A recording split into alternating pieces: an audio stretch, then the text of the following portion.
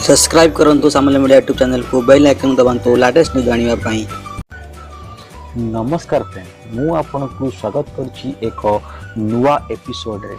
आसंतु आज आमे जानिबा तो केमिति आपन 15 दिन भितर इंग्लिश लिखि पारिबे, इंग्लिश रे कथा ही पारिबे कहा सहित भी। मु जानि छ आपन इंग्लिश जानि छन बट अन्य मान सह कथा पई टिके पछन जाउते काले मोर इंग्लिश टा भूल हे जिवो, मु ठीक कहबी कि भूल कहबी कि चैटिंग कला बेले का सहित इंग्लिश रे लिखिदेले काले सी खराब हे कौन मु लिखिची काले भूल हे जिवो कि वर्ड भूल हे जिवो। तो एही सब रो डर पई मु आपन गोटे एमिति ट्रिक कहबी बा एमिति गोटे एप्स कहबी जहा द्वारा आपन घरे बसी आपन को मोबाइल रे आपन इंग्लिश स्पीकिंग बहुत बढ़िया से करि परिबे, आपन लिखि परिबे। जाको इंग्लिश बिल्कुल आसुनी सी भी इथरे इंग्लिश लिखि पारिबो, पढ़ी पारिबो, सब किछि करि पारिबो। चलंतु आमे स्टार्ट करिबा। फास्ट आमे हेलो इंग्लिश बोल की गोटे एप्स अछि ताको आमे ओपन करिबा। देखंतु एप्स ओपन कले मते मेल आईडी मागिला, मो मेल आईडी रो कली।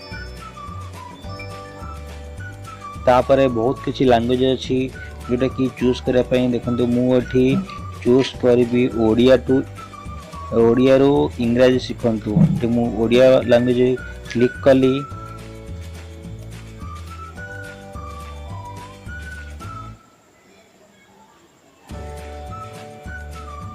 देखंतु एप्लिकेशन टी एबे ओपन हैला।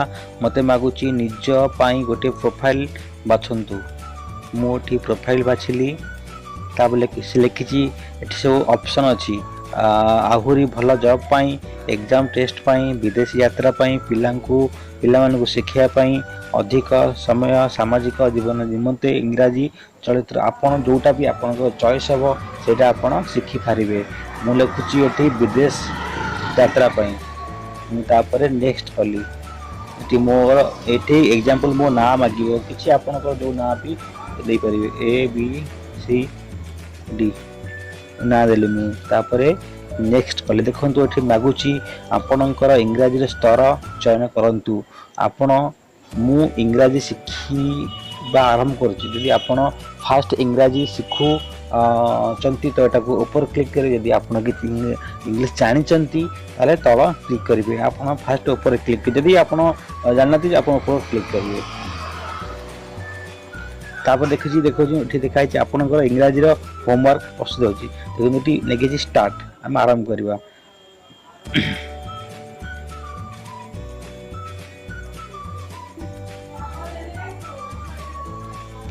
टिके टाइम लागुची ओपन ये ओपन हो पे। देखो चल आरंभ गेला। लेखाइ छै लेसन नाम पचारिबार कहिबा जानतु। नाम पचारिबा कहिबा जानतु। स्टार्ट मारिबा हमें। देखो लिखा छै देखो माय माने मोर नेम।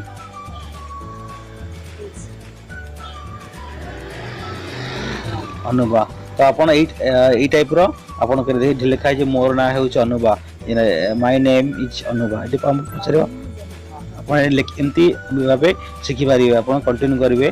तो मु समाप्त रे करूची। तापर आउटा लेसन अपन देखौची। कोन लिखा छै समस्त लेसन।